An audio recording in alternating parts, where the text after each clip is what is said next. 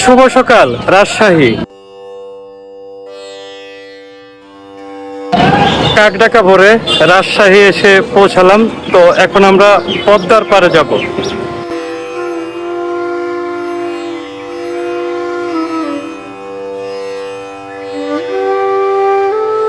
রাজশাহীর পদ্মার পাড়ের সূর্যের প্রথম আলো যেন নতুন দিনের এক নীরব কবিতা। রাঙা আবায় জেগে ওঠে নদী, প্রকৃতি মেলে ধরে তার অপার সৌন্দর্য। বন্ধুরা, আজকে আপনাদের নিয়ে চলে আসলাম রাজশাহীতে। আপনাদের রাজশাহী পুঠিয়া জমিদার বাড়িটি ঘুরে দেখাবো। তো খুব সকাল সকাল পৌঁছে গেলাম রাজশাহী রেলওয়ে স্টেশনে। খুব সকাল, কাকডাকা ভোর, মানুষজন নেই, এজন্য আমি চলে আসলাম পদ্মার পাড়ে পদ্মার ভোরের সৌন্দর্য দেখানোর জন্য।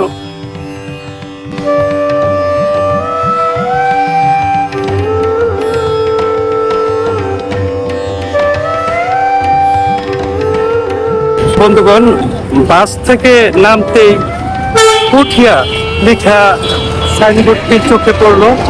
তো ওই সাইড থেকে নাকি ভ্যান পাওয়া যায়। তো ভ্যানে চড়ে আমরা সেই পুঠিয়ার রাজবাড়ি দেখতে যাব। তো বন্ধুগণ, ভ্যানে চড়ে বসলাম। ভ্যান দিয়ে এই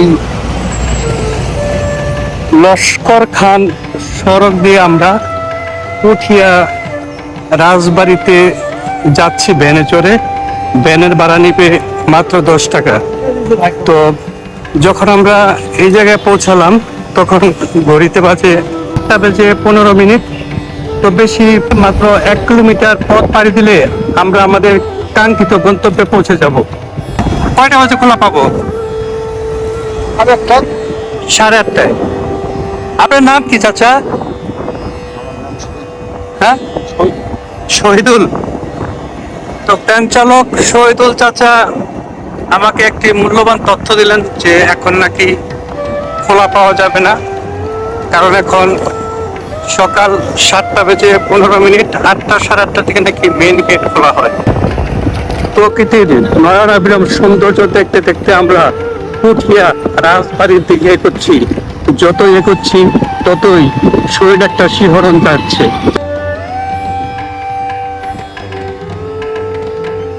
পুঠিয়া স্টেশন থেকে পুঠিয়া রাজবাড়িতে আসতে আমার মাত্র সময় লেগেছে 7 থেকে 8 মিনিটের মতো। তো এখন ঘড়িতে বাজে 7:30। এখনো জাদুঘর ওই জায়গায় আছে, পুঠিয়া রাজবাড়ি জাদুঘরটা এখনো খোলা হয়নি। তো বন্ধুগণ, আজকে আমি চলে আসছি রাজশাহীর পুঠিয়া রাজবাড়িতে।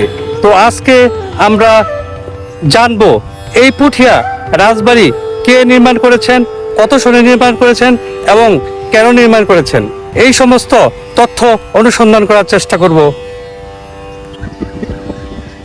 সম্মানিত বন্ধুগণ, বাংলাদেশে অন্যতম সুন্দর ও সংরক্ষিত ঐতিহাসিক জমিদার বাড়ি হলো এই পুঠিয়া রাজবাড়ি। এটি রাজশাহী শহর থেকে প্রায় 30 কিলোমিটার দূরে অবস্থিত। বর্তমান রাজবাড়িটি 1895 সালে মহারানী হেমন্ত কুমারী দেবী তার শাশুড়ি মহারানী শরৎ সুন্দরী দেবীর স্মরণে নির্মাণ করেন। এই রাজবাড়িটি ইন্দ্র সারাসেনিক স্থাপত্য শৈলীর একটি চমৎকার নিদর্শন।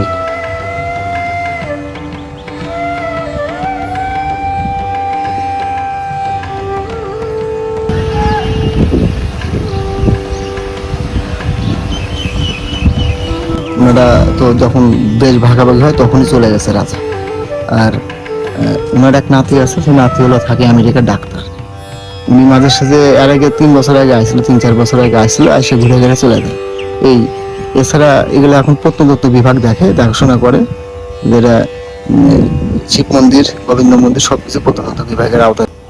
রাজবাড়ি দেখা শেষে যখন রাজশাহীর উদ্দেশ্যে ফিরবো ঠিক তখনই দেখতে পেলাম সবচেয়ে বড় শিব মন্দির। আর এই শিব মন্দিরও ওনারাই নির্মাণ করেন। এই শিব মন্দিরটি নাকি উপমহাদেশের মধ্যে সবচেয়ে বড় শিব মন্দির। আহ কি সুন্দর, দেখলেই চোখ জুড়িয়ে যায়। কত কত সুন্দর সুন্দর স্থাপনা করে গেছেন তারা এবং রেখে গেছেন অজস্র স্মৃতি।